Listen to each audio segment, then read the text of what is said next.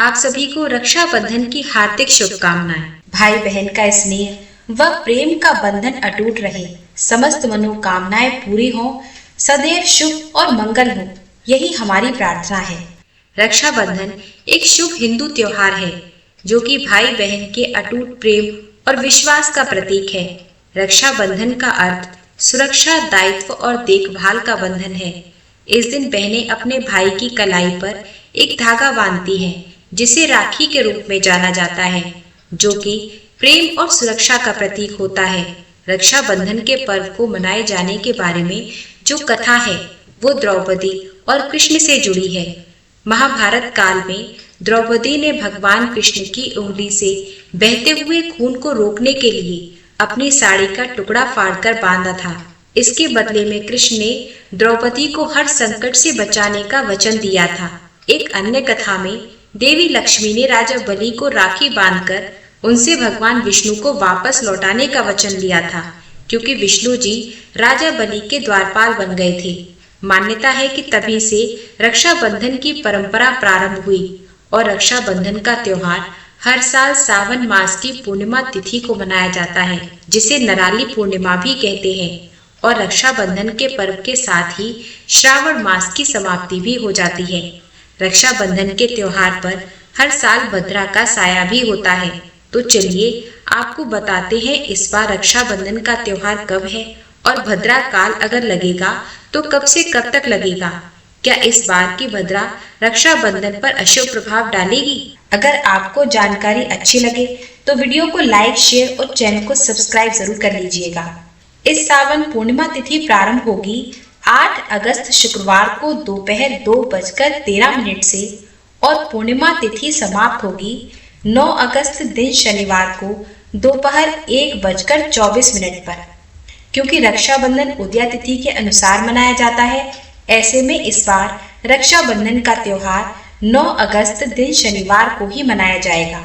इस बार पूर्णिमा तिथि के दिन भद्रा काल 8 अगस्त शुक्रवार को दोपहर 2:12 से लेकर मध्य रात्रि 1:52 तक रहेगी और इस बार पाताल लोक में भद्रा का वास रहेगा। ऐसे में धरती लोक पर भद्रा का कोई अशुभ प्रभाव नहीं रहेगा, क्योंकि 9 अगस्त शनिवार को सूर्योदय से पहले ही भद्रा काल समाप्त हो चुका होगा। इसलिए रक्षाबंधन के दिन भद्रा का साया नहीं रहेगा।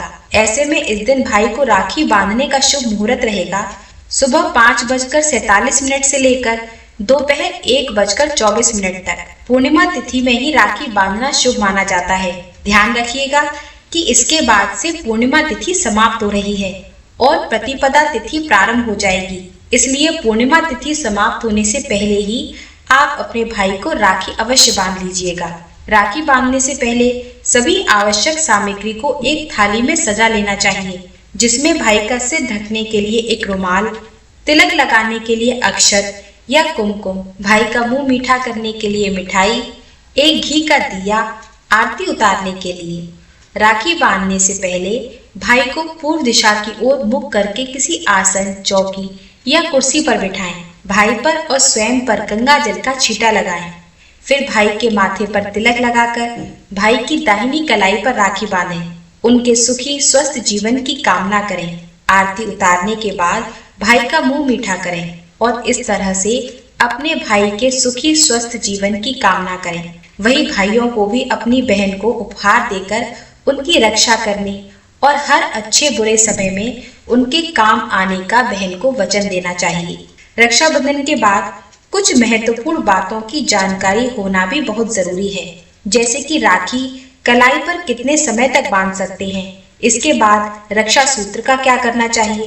तो देखिए, ये एक विशेष और महत्वपूर्ण बात है कि रक्षाबंधन के बाद अक्सर लोग राखी को निकालकर इधर उधर रख देते हैं या फेंक देते हैं, लेकिन ऐसा बिल्कुल भी नहीं करना चाहिए। ये वास्तु दोष का कारण बन सकता है।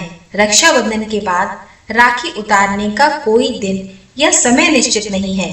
मान्यताओं के अनुसार 24 घंटे के बाद इसे उतार सकते हैं। कुछ जगहों पर जन्माष्टमी के दिन भी राखी उतारने की परंपरा है। वहीं कुछ लोग राखी साल भर पहने रहते हैं। ऐसा नहीं करना चाहिए, क्योंकि ये अशुभ माना जाता है। ध्यान रहे कि पितृपक्ष शुरू होने से पहले राखी उतार दें। माना जाता है कि इस दौरान यदि आप राखी पहनते हैं तो वह अशुद्ध हो जाती है। इसका जीवन पर बुरा असर पड़ता है। यदि आपकी राखी सोने या चांदी की है तो आप उसको पहन सकते हैं, क्योंकि सोने और चांदी को अशुद्ध नहीं माना जाता।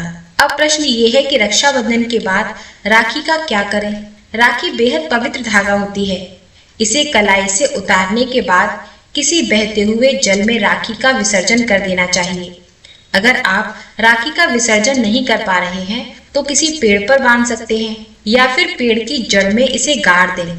अगर राखी टूट गई है तो भी इसे किसी सुरक्षित स्थान पर रख दें और फिर इसका विसर्जन कर दें, या किसी पेड़ की जड़ में मिट्टी में दबा दें या पेड़ की किसी टहनी से बांध दें, जिससे समय के साथ ये प्रकृति का हिस्सा बन जाए। तो ये थी रक्षाबंधन से संबंधित कुछ महत्वपूर्ण जानकारी। वीडियो अगर अच्छी लगे तो प्लीज वीडियो को लाइक और शेयर जरूर कीजिएगा। हरे कृष्णा।